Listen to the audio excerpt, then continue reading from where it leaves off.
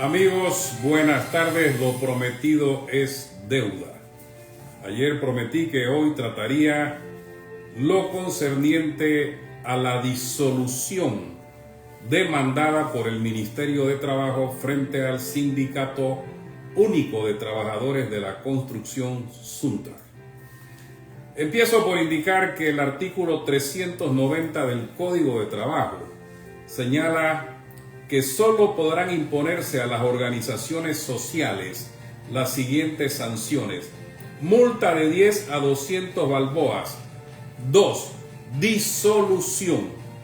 Estas sanciones solo pueden imponerse mediante sentencia dictada por los tribunales de trabajo, lo cual, desde ya les digo, no puede haber sanción si no hay un proceso previo que juzgue cuál es la falta o cuál es la causal atribuible al sindicato a efectos de demandar la disolución.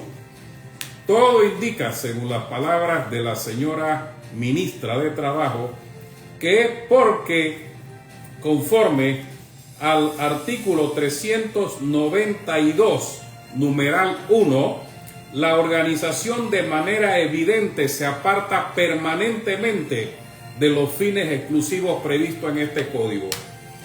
Esto de apartarse permanentemente lo dice el artículo 68 de la Constitución Nacional. El Ejecutivo no podrá disolver un sindicato sino cuando se aparte permanentemente de sus fines y así lo declare el tribunal competente mediante sentencia en firme. El talón de Aquiles de la pretendida disolución, a mi modo de ver, entender, analizar la serie de elementos que ha brindado el propio Ministerio de Trabajo, Mitradel, el talón de Aquiles lo constituye una sola palabrita: se aparte de manera evidente, según el numeral 1 del 392 del Código de Trabajo y según esa misma disposición y el artículo 68 constitucional, permanentemente. ¿Qué significa esto? Durante años ha existido en la República de Panamá este sindicato.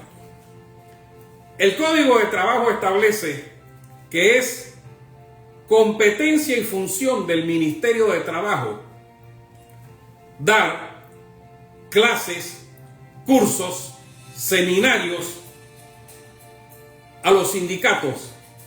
Todo esto con un propósito: fortalecer la organización sindical, fortalecer el bienestar de los trabajadores o miembros afectos a un sindicato. Por lo cual cabe preguntarse, si hay una falla, ¿dónde estaba el Ministerio de Trabajo y dónde estaban las autoridades del Ministerio de Trabajo durante todos estos decenios, quinquenios, durante estos años que ha transcurrido? Lo cual viene a significar que la expresión de que de manera evidente y permanente se aparte de los fines por los cuales se constituyó un sindicato no es más que un argumento baladí, cajonero, del cual toman o lanzan una ganzúa para decir: por aquí nos vamos. Pero ¿de dónde viene esto de los fines? Esto viene desde el momento en que las fiscalías que actuaron y siguen actuando y seguirán haciéndolo en contra de Genaro López, en contra de Saúl Méndez y otros dirigentes que son sujetos como imputados en procesos penales donde supuestamente se cometieron blanqueos de capitales y otros tipos penales, resulta ser que ningún juez de trabajo, ningún tribunal o jurisdicción laboral podrá determinar nada. ¿Por qué? Porque simple y sencillamente, es decir, determinar disolución de nada, porque simple y sencillamente los procesos penales están apenas incipientes. Pero en el peor de los casos, escúchese bien, en el peor de los casos, si un proceso penal concluye en 4, 5, 6 u 8 años, escúchese bien, y la responsabilidad penal es subjetiva o individualizada al ciudadano que es sujeto del proceso, aún en ese evento, ningún tribunal laboral va a decir: disuelvo este sindicato porque fulano de tal o Juan Pérez fue condenado. Pero en el otro escenario es que ante una sentencia de condena cabe un recurso de anulación conforme al Código Procesal Penal, y contra un recurso de anulación, si usted le fallan o lo resuelven en contra, usted tiene otros mecanismos. Tiene el recurso extraordinario de casación si hace uso de él oportunamente. Conforme, no, verifíqueme que eso está en el aire porque la otra vez no lo estaba. Sí. Estoy en el aire. Bien, prosigo. Mil disculpas, ¿no? Agradezco no me estén mandando mensajes y la persona que está en línea porque me interrumpen este en vivo que estoy haciendo con mucho esfuerzo y con mucho buen deseo. Lo que quiero decir es que caben amparos de garantías constitucionales, demandas de inconstitucionalidad. También está la jurisdicción que se fundamenta en el Pacto de San José de Costa Rica, la Corte Interamericana de Derechos Humanos. Lo que quiero también señalar es que todo esto es una alarma que nunca debió darse de la disolución del sindicato. ¿Por qué? Porque esto no se va a dar ni en un mes ni en 2 meses, y se va el gobierno de Mulino y todavía, escúchese bien, cuidado, el caso sigue aún vigente. Señores, decía mi viejo profesor, que en paz descanse, el doctor Camilo Octavio Pérez, que fue magistrado de la Sala Tercera de la Corte Suprema de Justicia, cuando yo fui su estudiante, y que después me toca ser el abogado acusador en el proceso penal que se efectuó a raíz de la muerte, lo que fue calificado como un homicidio, un asesinato del doctor Camilo Octavio Pérez, que fue un egregio profesor de Derecho Romano en la Universidad de Panamá, que llegó a ser, si no me equivoco, presidente del Colegio Mundial de Romanistas, egresado en la Universidad de Roma en Derecho Romano, ¿no? Pero decía el doctor Camilo Octavio Pérez: siempre presten atención al texto y en el contexto. ¿Por qué viene esto ahora de la disolución del sindicato? Primero, las acusaciones de que blanqueo de capitales, de una serie de supuestos delitos que fueron tratados en la opinión pública y en los tribunales. Luego, si la línea es disolver sindicatos, no me extrañaría que pronto digan que también van a disolver Citravaina en Bocas del Toro. No me extrañaría que después digan que eso de la Central General de Trabajadores tampoco funciona, o que el Consejo Nacional de Trabajadores Organizados, CONATO, tampoco es conveniente. Entonces, mirando el texto en el contexto de las circunstancias y condiciones sociopolíticas que vive la República de Panamá, nada nos sorprende.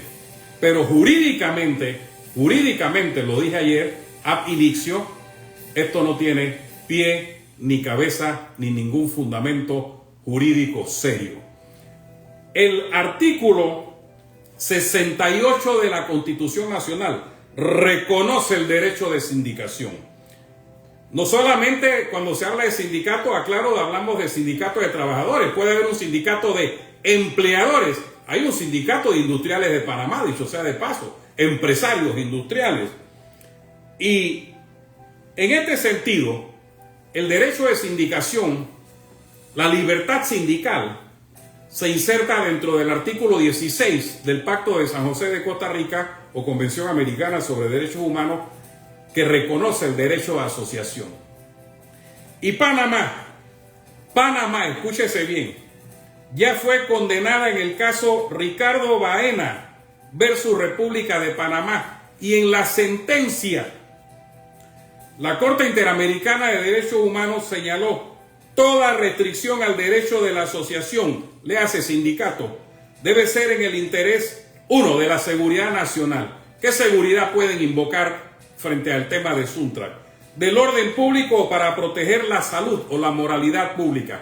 Están diciendo que se apartaron de los fines. Señores, repito, aun cuando en un proceso penal que está pendiente, que es largo, que es engorroso, En el peor de los casos, cosa que dudo que salgan condenados, porque yo mismo analicé el caso y vi que no había absolutamente nada en contra de estos muchachos, pero agarrarse de eso, de que se apartaron de los fines, señores, y lo de permanentemente ¿dónde queda? Y lo de evidentemente ¿dónde queda? Pero voy a algo más. ¿Quién tiene la autoridad moral para decir si un sindicato se aparta de manera evidente y permanente de los fines, de los objetivos por los cuales se constituyó? Le voy a responder. La Asamblea General de los miembros que integran el sindicato, no el Ministerio de Trabajo. Entonces, ética y moralmente, para la transparencia de la administración pública en materia laboral, queda cuestionable que un ministerio salga a demandar a un sindicato pretendiendo la disolución del mismo.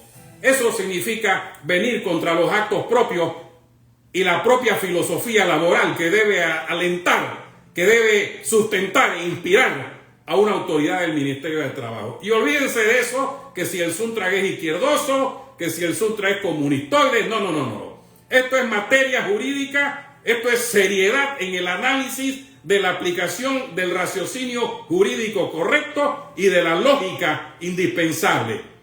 Y vuelvo a decir, qué linda esta expresión de el reverendo Niemöller.